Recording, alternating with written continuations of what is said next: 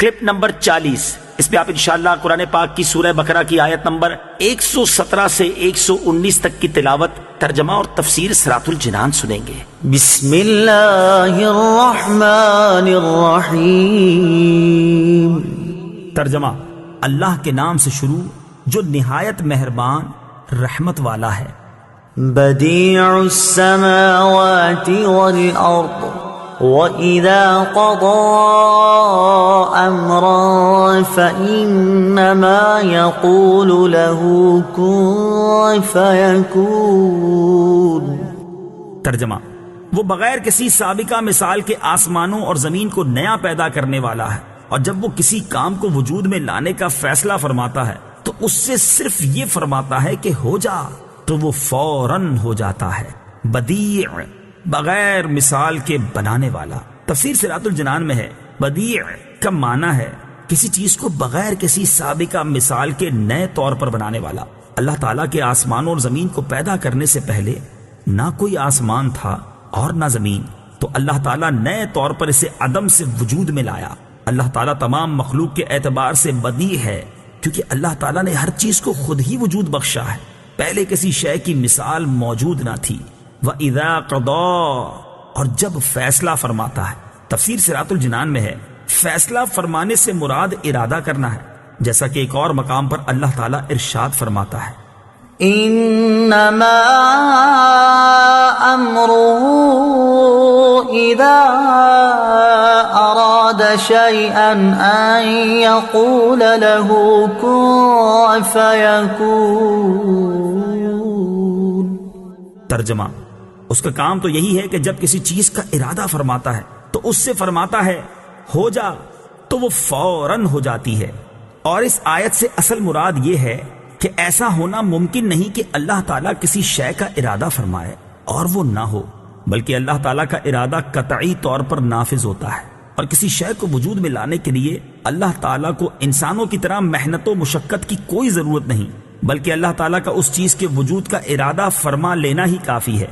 یاد رہے کہ اللہ تعالیٰ کسی بھی کام میں کسی کا محتاج نہیں، اور اللہ تعالیٰ کا مختلف کاموں کے لیے فرشتوں کو مقرر کرنا حکمت ہے، حاجت نہیں۔ وقال الذين لا يعلمون لولا يكلمنا الله أو تأتينا آية كذلك قال الذين من قبلهم مثل قولهم تشابهت قلوبهم قد بينا الآيات لقوم يوقنون۔ ترجمہ: اور جاہلوں نے کہا اللہ ہم سے کیوں نہیں کلام کرتا، یا ہمارے پاس کوئی نشانی کیوں نہیں آ جاتی؟ ان سے پہلے لوگوں نے بھی ایسی ہی بات کہی تھی، تو ان کے دل آپس میں ایک جیسے ہو گئے۔ بے شک ہم نے یقین کرنے والوں کے لیے نشانیاں کھول کر بیان کر دیں۔ الذین لا یعلمون، جو نہیں جانتے۔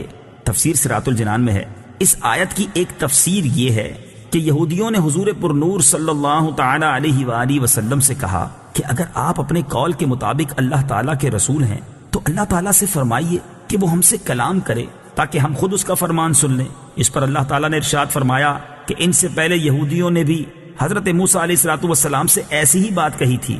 دوسری تفسیر یہ ہے کہ مشرکین مکہ نے حضور اقدس صلی اللہ تعالیٰ علیہ وسلم سے کہا کہ اللہ تعالیٰ جس طرح فرشتوں اور انبیاء کرام سے کلام فرماتا ہے، اس طرح خود ان سے آپ صلی اللہ تعالیٰ علیہ وسلم کی نبوت کے متعلق کیوں کلام نہیں فرماتا، تاکہ ہمیں یقین ہو جائے کہ آپ نبی ہیں اور ہم آپ پر ایمان لے آئیں، یا ہمارے پاس کوئی ایسی نشانی کیوں نہیں آ جاتی جس سے ہمیں آپ کی صداقت معلوم ہو جائے۔ اللہ تعالیٰ فرماتا ہے کہ ان مشرکوں سے پہلے کفار نے بھی اپنے رسولوں سے ایسی ہی بات کہی تھی۔ یہ ان کا کمال تکبر اور نہایت سرکشی تھی کہ انہوں نے اپنے آپ کو انبیاء کرام علیہ السلام اور ملائکہ کے برابر سمجھا۔ تشابہت قلوبہم، ان کے دل آپس میں مل گئے۔ تفسیر صراط الجنان میں ہے یہود و نصارہ اور مشرکین کے اقوال کا گزشتہ منکرین کے اقوال کے مطابق ہونا ان کے دلوں کی سختی اور کفر کے ایک دوسرے سے مشابہ ہونے کی علامت ہے۔ اس میں نبی کریم صلی اللہ تعالیٰ علیہ وسلم کو تسلی دی گئی کہ آپ جاہلوں کی سرکشی اور معاندانہ انکار سے رنجیدہ نہ ہوں۔ پچھلے کفار بھی اپنے انبیاء علیہ السلام کے ساتھ ایسا ہی کرتے تھے، جیسے یہودیوں نے حضرت موسیٰ علیہ السلام سے کہا تھا کہ ہم آپ کی بات نہ مانیں گے جب تک اللہ تعالیٰ کو اعلانیہ نہ دیکھ لیں۔ یاد رہے کہ کفار سے معاشرت، لباس اور وضع قطع میں بھی مشابہت کرنا منع ہے کہ ظاہر باطن کی علامت ہوتا ہے اور ظاہر کا باطن پر اثر ہوتا ہے، لہٰذا کفار کے طور طریقے سے بالکل دوری اختیار کی جائے تاکہ ان کا ظاہر مسلمان کے باطن کو متاثر نہ کرے۔ إنا أرسلناك بالحق بشيرا ونذيرا ولا تسأل عن أصحاب الجحيم۔